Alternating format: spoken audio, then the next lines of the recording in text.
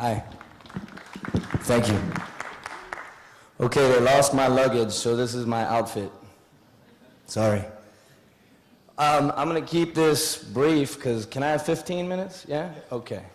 I'm going to focus on the main points. Hopefully, through telling this story of how we created Michael Phelps Swim School, you guys will learn a couple of things that you can apply, whether you're building a business, you're running a federation, you're running a business, you're coaching. These are just some of the things that we went through in building the Michael Phelps Swim School. Quick background, from 92 to 2000, I was a swim instructor and a summer coach at the North Baltimore Aquatic Club, which was once Murray Stevens and now Bob Bowman. I used to work for both of those guys. But in 2000, I got a degree in marketing. I was a brand manager for Black & Decker. In 2006 to 2009, I actually worked at the Coca-Cola company running the Coke Zero brand and launched that. And then in 2009, I got back together with Coach Bowman and Michael Phelps and helped them develop this business. So really quickly, this is what this is about. I'm going to define the brand. The Michael Phelps Swim School is not just a name. Of course, everyone recognizes Michael Phelps. However, there is a long story behind the swim school that we created. And the biggest challenge we have is telling that story and making sure everyone understands that it's not just a name. There's a significant program behind this and a method, the Michael Phelps swimming method. It's how Michael learned how to swim, and we have been spending the last 3 years trying to share that with the world. And then a background, the story behind the brand, growing the business, marketing, and then some general problem solving. So hopefully there's some points in here that will benefit everyone. But first, here's a quick video of the swim school.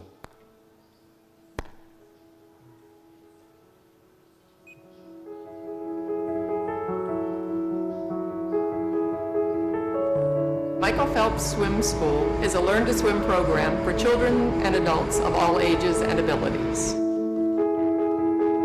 We teach our swimmers about the properties of water. We teach them about buoyancy, about balance, body position, and breath control. When I meet someone who's afraid of the water, however old they are, and I walk them through the steps to develop the confidence to know that they can breathe, to know that they can float, and to know that they can move effectively through the water, it's really amazing. The Michael Phelps Swim School actually started as the North Baltimore Swim School over 17 years ago. This is where Michael learned how to swim.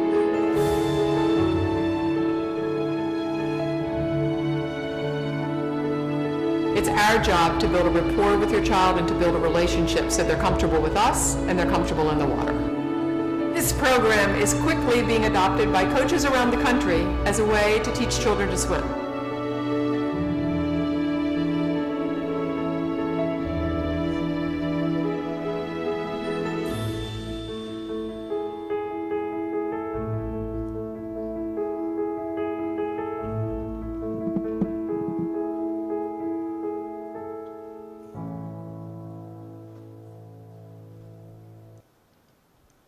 So, Michael Phelps Swim School is a swimming instruction program for all ages and abilities.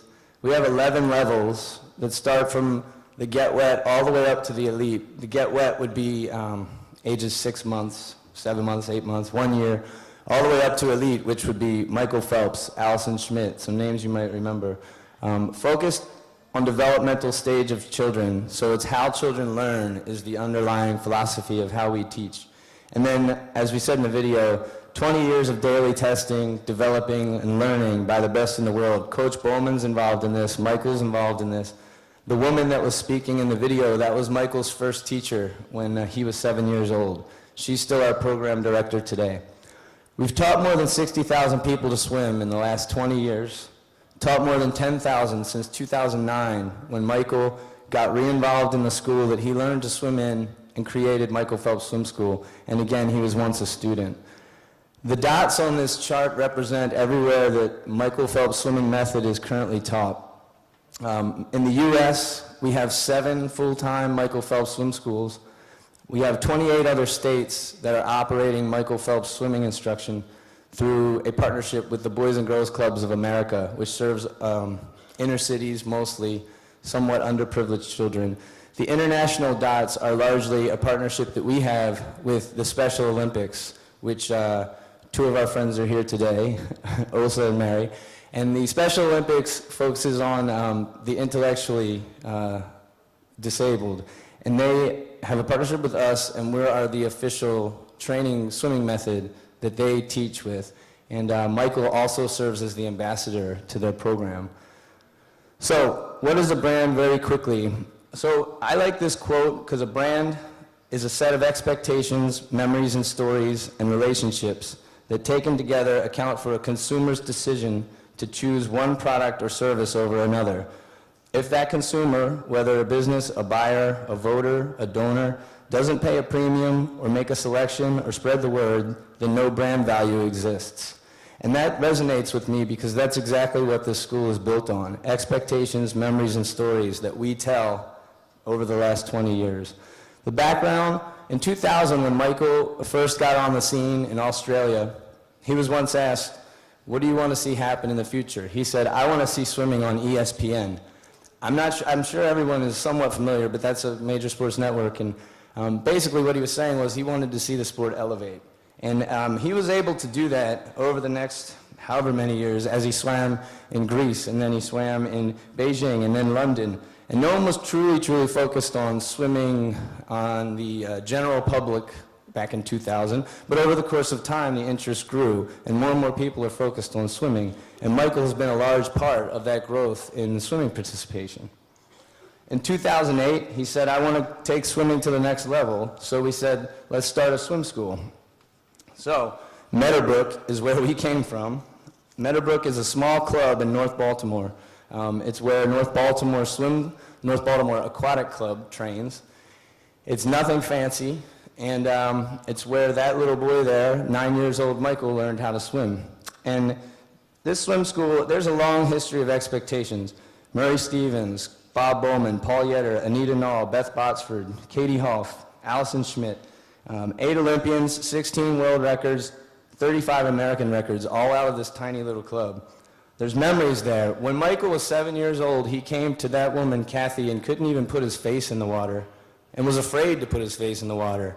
And, well, we know that turned out pretty good, right? So that's good. Stories. Every day, hundreds of kids come to this place to learn to swim. Most of them don't go on to competitive swimming, but many of them do. And we've had a handful of kids come through this program and go on to be national champions, collegiate champions, etc. So we had to take this and turn it into a school that we can repeat. So we had a plan. Now these are some of the parts that may be relevant to anyone. We set specific objectives. We clearly defined the time frame. We set a roadmap for the journey. Basically, our objectives were, let's start with one. We created Michael Phelps Swim School in the place that it was. Then we said we need to affiliate this 3 times. Find someone else that will take this program.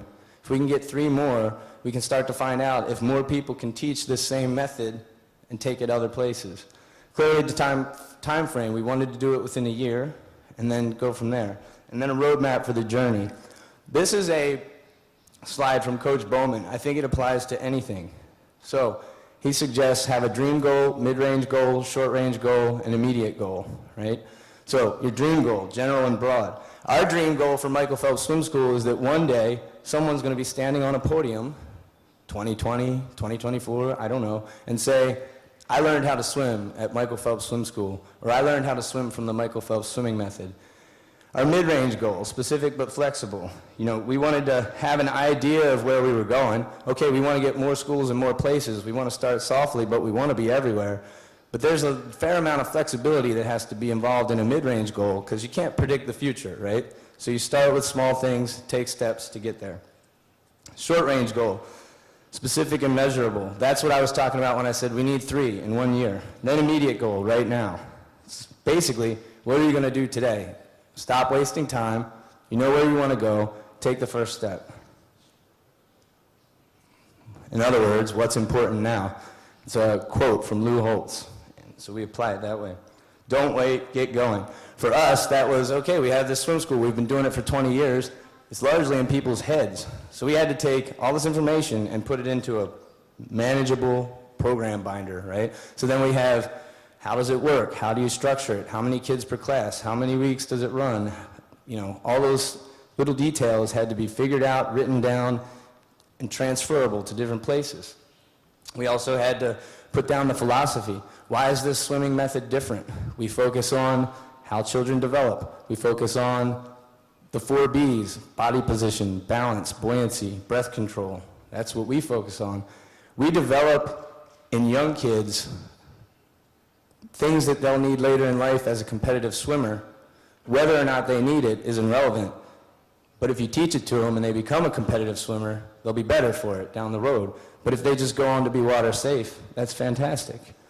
So then we had to grow the business. So we said, how are we going to do that? Well, let's start softly. We'll pilot a couple programs and scale. So we picked 3.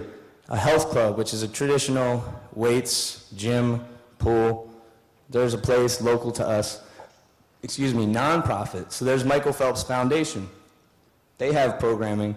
We partner with them. Then there was a coach/swim club model. For the health club, that first Merit Athletic Club, partnered with them. They had a little swim school. We got together with them. They started teaching our method into their program. They had an existing teaching method, and then they took the Michael Phelps swimming method, brought it in, married the 2 up in a way that made sense, and they teach Michael Phelps swimming. Through the foundation, we partnered with the Boys and Girls Clubs and the Special Olympics, as I said. Same thing. They're teaching the Michael Phelps swimming method all over the world within those programs. And then lastly, the Coach and Swim Club, we have a partner in New York and another one in California, both in the United States, teaching this Michael Phelps swim school. Our strategy was to focus on the process. Don't look at the scoreboard, play the next play, right? The deal there is, we're Michael Phelps Swim School. We can knock on anybody's door and say, take this program, so to speak. But it's not like that. We've had to say no a whole lot more times than we had to say yes, just because we want to do the right things. We want to make sure it works. Success is a result of doing the right things. For example, Michael in Beijing, right?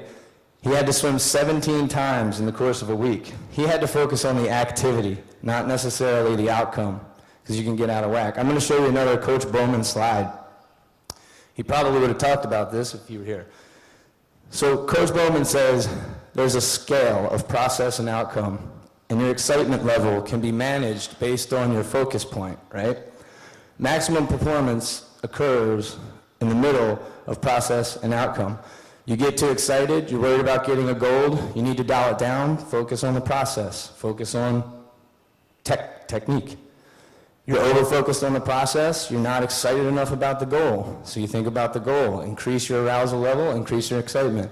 Work your way back to the maximum performance point. Too much of either one throws it out of whack. There's a Bowman slide for you.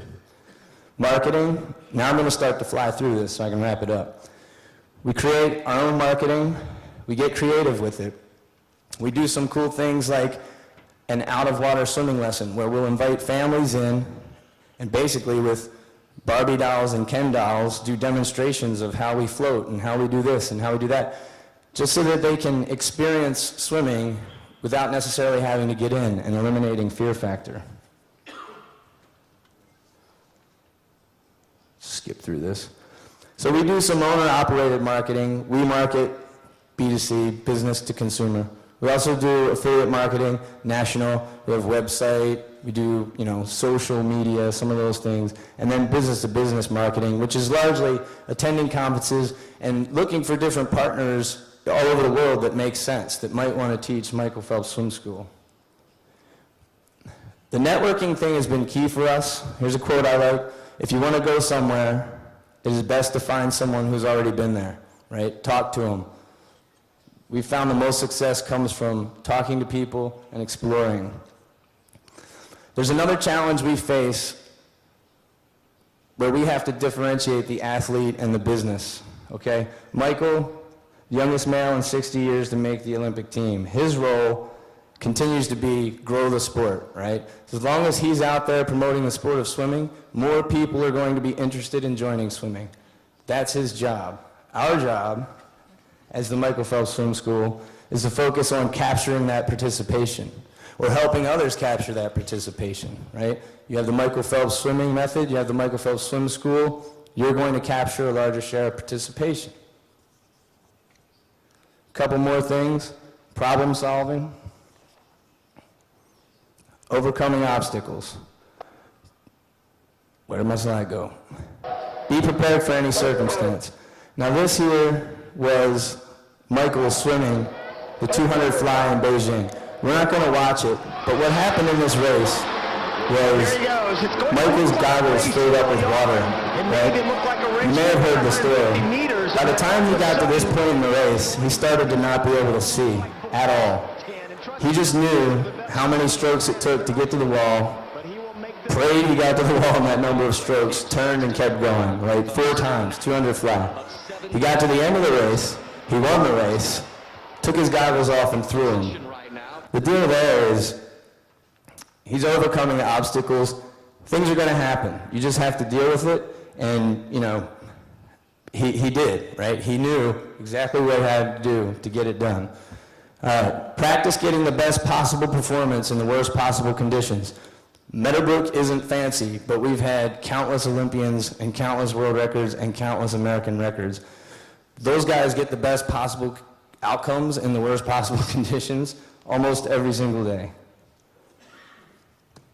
In any moment of decision, the best thing you can do is the right thing, the next best thing is the wrong thing, and the worst thing you can do is nothing.